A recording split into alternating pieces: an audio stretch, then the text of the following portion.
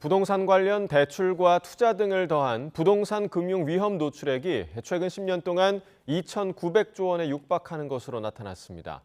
금융당국은 최근 한국은행의 금리 인하로 가계대출이 더 자극받을 수 있다는 우려에 따라 추가 규제를 검토하겠다는 방침입니다. 최두희 기자가 보도합니다. 부동산 담보대출 등 가계 여신과 프로젝트 파이낸싱 대출 등 기업 여신 등을 모두 포함하는 부동산 금융 위험 노출액이 상반기 기준으로 2,881조 9천억 원에 달했습니다.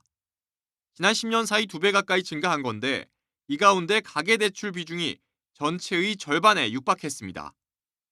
이런 가운데 최근 한국은행은 3년 2개월 만에 기준금리를 인하하면서 돈을 푸는 완화 기조로 돌아선 상황.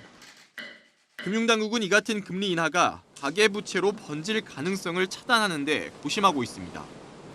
이에 따라 총부채 원리금 상환 비율, 이른바 DSR 산정 범위에서 빠져있던 전세대출, 정책대출을 DSR 규제 대상에 포함하는 방안을 검토하고 있습니다. 수도권과 비수도권 또는 소득 수준별로 차등화하는 방안 등 다양한 검토가 이뤄질 것으로 보입니다. 앞서 이창용 한은 총재는 가계대출 증가 속도를 늦추기 위해 DSR 규제에 대해 중장기적으로 확대해야 한다는 입장을 밝히기도 했습니다. 정책이 어떤 이유든지 자기 능력이 없는, 자기 소득이나 이런 능력이 없는 거에 비해서 돈을 빌려줘서 나중에 문제가 생기는 것은 바람직하지 않다는 면에서 저는 DSR 규제는 중장기적으로는 좀 확대돼야 된다고 생각합니다. 은행권이 가계대출을 바짝 조이면서 금융당국은 이 금융권으로 수요가 몰리는 이른바 풍선 효과도 우려하고 있습니다. 이에 따라 오는 15일 이 금융권 회사들을 별도 소집해 가계부채 관리 강화를 촉구할 예정입니다.